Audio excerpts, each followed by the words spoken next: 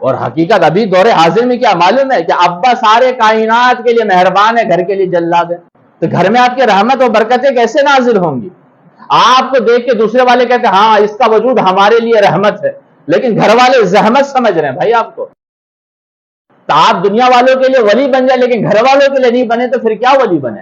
آپ با کمال اسی وقت کہلا سکتے ہیں کہ باہر والوں کے ساتھ ساتھ گھر والے بھی آپ کی تعریف کرے۔ جس کا پڑوسی اس سے ناراض ہو وہ کیسے کوئی کبھی ولی بن سکتا ہے؟ کیسے وہ اللہ کا نیک بندہ بن سکتا ہے؟ جس کا پڑوسی ہی اس کی حرکتوں سے تکلیف میں ہو وہ انسان کبھی بھی اللہ کا ولی یا اللہ کا نیک بندہ نہیں کہلا سکتا۔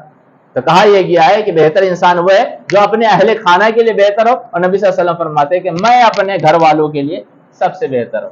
اگر آپ دیکھیں کہ ہونا یہ چاہیے کہ ہماری بیوی کا ہمارے علاوہ کوئی سہارا نہیں ہے، تو جب ہم گھر میں انٹری ہو، ہماری جب گھر کے اندر انٹری ہو تو اس وقت خوشی سے اسے مچل جانا چاہیے کہ ہاں میرا سرتاج آیا، میرا محافظ آیا، میری قدر و عزت کرنے والا کوئی آیا۔ لیکن حقیقت یہ ہے کہ اس دور کی بیویاں ڈر جاتی ہے، سہم جاتی ہے کہ اللہ اب کیا ہوگا گھر کے اندر۔ بچے بیچارے تخت کے نیچے جا کے چھپ جاتے کہ ابا آ گئے کہیں مار نہ دے۔ حالانکہ ہونا یہ چاہیے کہ بیٹے آ کے گلے سے لگ جائیں کہ والد محترم آ گئے۔ اگر کوئی ایسا انسان ہے تو حقیقت میں وہ اچھا انسان کہلانے کا حق رکھتا ہے۔ آپ کے اخلاق چاہے کتنے بہتر ہو جائے دنیا والوں کے لیے، اگر گھر والوں کے لیے بہتر نہیں ہے تو ہم اور آپ بہتر نہیں ہو سکتے۔ یہ بات سمجھ میں آ رہی ہے؟ تو یہ بات سمجھ میں آ گئی کہ ان کے اوپر لازم و ضروری تو نہیں ہے لیکن کر دینا یہ بہتر ہونے کی پہچان ہے۔ یہ بات سمجھ میں آ گئی؟ اور بعض حالات میں کرنا بھی ضروری ہے۔ جب شوہر بالکل نادر غریب ہو، نوکر رکھنے کی اگر استطاعت و طاقت نہیں ہو اور کام دھام کرتا ہو، اسے گھر میں بیوی بھی ہے اس کی اور بچے بھی ہیں، تو ایسی صورت میں بیوی کے اوپر لازم ہے کہ کھانا پکا کے اس کے بچوں کی دیکھ بھال کرے، اسے گھر کی حفاظت کرے۔ یہ بات سمجھ میں آ رہی ہے؟ ہم سیدہ فاطمہ الزہرا رضی اللہ تعالی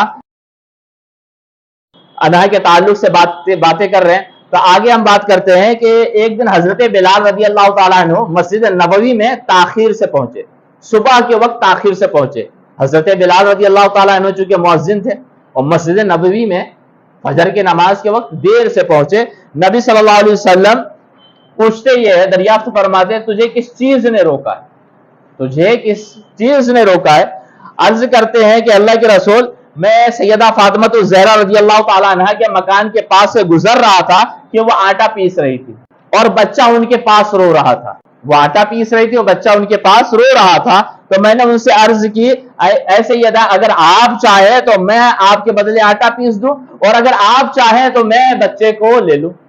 اگر آپ چاہیں تو آٹا پیس دوں، آپ چاہیں تو میں بچے کو لے لوں۔ تو سیدہ فاطمہ الزہرا رضی اللہ تعالیٰ عنہ فرماتی ہے کہ میں اپنے بیٹے پر تم سے زیادہ مہربان ہوں۔ سیدہ فاطمہ الزہرا رضی اللہ تعالیٰ عنہ فرماتی ہے کہ میں اپنے بیٹے پر تم سے زیادہ مہربان ہوں، لہذا بچہ میرے پاس ہی رہے گا، اگر آپ آٹا پیسنا چاہتے ہو تو پیس دو۔ حضرت بلال رضی اللہ تعالیٰ عنہ فرماتے کہ اللہ کے رسول وہی کام کرنے لگا تھا تو آنے میں تاخیر ہو گئی۔ تاریخ دمشق کے اندر یہ روایت ہے۔ تو آپ سوچیں کہ سیدہ فاطمہ الزہرا رضی اللہ تعالیٰ عنہ کتنی محنت کیا کرتی تھی۔ آج ہم بات پہ یہ ہو جاتے ہیں کہ میرا شوہر کام کرواتا ہے، کہ بھائی آپ اپنے گھر میں کام کر رہی ہیں۔ اور مزے کی اتفاق کیا ہے، یہ شکایت کے الفاظ جو عورتوں کے زبان پہ جاری ہوئے اس کا سبب یہ ہے کہ میڈیا والوں نے اتنا آزادی نسواں کا نعرہ بیان اٹھا دیا ہے کہ ہر عورت کو لگتا یہ ہے کہ ہر عورت کیا مرد کے برابر ہے۔ مجھ سے ایک آدمی کہہ رہا تھا کہ ہر عورت کیا مرد کے برابر ہے۔ میں کہا یہ مت کیا بھیا، دونوں برابر نہیں ہو سکتے۔ مرد کبھی بچہ پیدا نہیں کر سکتا، مرد کبھی بچہ نہیں پیدا کرتا، اور اگر عورت مرد کے برابر ہے تو گاڑی جب خراب ہو جاتی تو مرد ہی کیوں دھکا لگاتا، عورتیں کیوں بیٹھ جاتی ہے؟ برابر نہیں ہو سکتے۔ ہر ایک کی ذمہ داری الگ ہے، ہر ایک کا طور طریقہ الگ ہے، تو دونوں برابر نہیں ہو سکتے۔ لیکن ان کی باتوں میں پھنس کے عورتیں کس طرح تباہ اور برباد ہو رہی ہیں ان کو خود پتہ نہیں۔ اب دیکھیں عورتیں گھر کا کام کاج کرتی ہے تو انہیں کہا جاتا ہے کہ انہیں غلام بنا لیا گیا، ان کی آزادی ختم کر دی گئی ہے۔ اپنے بیوی بچوں کے لیے، اپنے گھر والوں کے لیے روٹی پکائے تو کہے نوکرانی بنا کے رکھا ہے، گھر کا کام کاج کرائے تو کہے کہ انہیں غلام بنا لیا گیا ہے، انہیں کوئی آزادی نہیں، گھر کی دیکھ بھال کے لیے گھر کے اندر ہے تو باہر نکلنے کی آزادی نہیں ہے، انہیں بندک بنا کے گھر کے اندر رکھا گیا۔ لیکن یہی عورت اپنے گھر سے نکلے، آفس میں جا کے باس کے لیے کھانا بنائے تو یہ اس کی آزادی ہے، آفس کی صفائی کرے تو یہ بڑی آزادی کی بات ہو گئی۔ دوسروں کے سامنے پلیٹیں لگائے تو یہ اس کی آزادی کی بات ہو گئی کہ واہ رے واہ دنیا، تیرے مزاج پہ ہنسنا آیا. کس طرح دنیا عورتوں کو بیوقوف بنا رہی ہے، اور عورتیں بن بھی رہی ہے. انہیں یہ نہیں پتا کہ دنیا میں جب عورتوں پہ ظلم زیادتی ہو رہی تھی تو سب سے پہلے نبی کون صلی اللہ علیہ وسلم تھے جو اپنی بیٹی کو کندھے پہ بیٹھا کر مکہ المکرمہ کے میدانوں میں گھوما کرتے تھے. کسی کے اندر ہمت نہیں تھی کہ یہ کہہ سکے کہ میں بیٹی کا باپ ہوں. اس وقت نبی صلی اللہ علیہ وسلم نے فرمایا تھا کہ بیٹیوں کو برا بھلا مت کہو اس لیے کہ میں بھی بیٹی والا. اور آج یہ لوگ کہتے ہیں کہ اسلام نے ہمیں کیا دیا ہے، اسلام نے تمہیں زندگی دیا ہے، سارے رائٹس تمہیں دیے. 1400 سال پہلے کہا گیا ہے کہ جس طرح مردوں کے لیے تعلیم فرض ہے اس طرح عورتوں پہ بھی تعلیم کیا فرض ہے. بس یہ کہا گیا کہ بھائی تمہارا گھر ہے، بھائی ایک گاڑی ہے میں چلاتا ہوں تو اس کی صفائی دیکھ بھال کرنے کی میری ذمہ داری ہے. ایک گھر ہے، گھر کی مالکہ کون ہے؟ عورت ہے. تو گھر کی دیکھ بھال، گھر کو سنبھال کے رکھنے کی ذمہ داری بھی کس کی ہوگی؟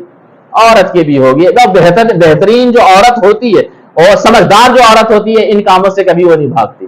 بھاگنے والی عورت پھر اچھی نہیں کہلا سکتی. حضرت یہ روایت سمجھ میں آئی جو میں بتایا کہ کیا کتنی پریشانیاں تھیں.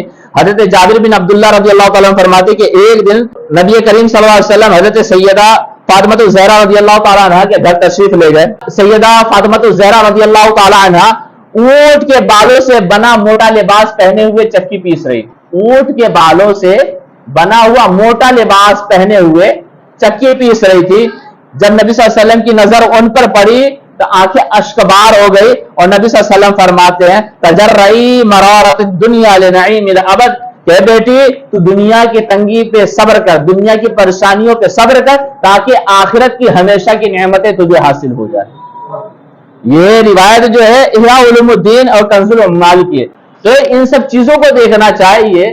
ہماری ماں اور بہنوں کو چاہیے کہ ان سب چیزوں کو دیکھے کہ وہ تمام جنتی عورتوں کی سردار، تمام دنیاوی عورتوں کی سردار ہو کر بھی وہ دنیاوی کام اور گھر کے کام کرنے سے پیچھے نہیں ہٹ رہی ہے. تو ہمیں بھی چاہیے کہ ہماری ماں اور بہنیں جب ان کی کنیز ہے تو انہی کی طرح نقش قدم پر چلے اور اپنے گھر کو سنبھال کر ان کی طرح مینیج کر کے آگے اپنے گھر کو بڑھائیں. تبھی ہمارا گھر کیا ہے آگے بڑھ سکتا ہے. ایک اور حدیث ہے اس کے بعد ہم ختم کریں. طبقات الکبریٰ کی روایت ہے. حضرت علی رضی اللہ تعالیٰ عنہ فرماتے ہیں کہ میری جب سیدہ فاطمہ الزہرا رضی اللہ تعالیٰ عنہا سے شادی ہوئی تو میرے اور ان کے لیے میڈے کی کھال کا صرف ایک بچھونا تھا. میڈے کی کھال کا صرف ایک بچھونا تھا. رات میں اسے اوڑھ کر سوتے اور دن میں اسے بچھا دیتے تھے. اور میری خدمت کے لیے سیدہ فاطمہ الزہرا رضی اللہ تعالیٰ عنہا کے علاوہ کوئی نہیں تھا. ایک بات سمجھ میں آتی ہے کہ سیدہ فاطمہ الزہرا رضی اللہ تعالیٰ عنہ تمام کائنات کی عورتوں کی سردار تو ہے لیکن اپنے شوہر کی خدمت کیا کرتی تھی اور شوہر کے حکم کی اطاعت و فرما برداری کیا کرتی تھی. اور اس دور میں نیک اور اچھی خصلت کی عورت اسی کو کہیں گے جس کے اندر سیدہ فاطمہ الزہرا رضی اللہ تعالیٰ عنہ کی خوبیاں پائی جائیں گی. لہٰذا ہم اپنے گھر میں بتائیں، اپنی بیٹیوں کو سمجھائیں کہ بیٹی تجھے دیکھے تو ہمیں سیدہ فاطمہ الزہرا رضی اللہ تعالیٰ عنہ کی یاد آنی چاہیے. اور جس دن تجھے دیکھ کر ان کی یاد آ گئی سمجھ جاؤں گا کہ ہاں تو نے بیٹی ہونے کا حق ادا کر دیا. یہ بات سمجھ میں آئے. اور جب ہم ایسے موٹیویٹ کریں گے تو انشاءاللہ ہماری بیٹیاں ضرور عمل کریں.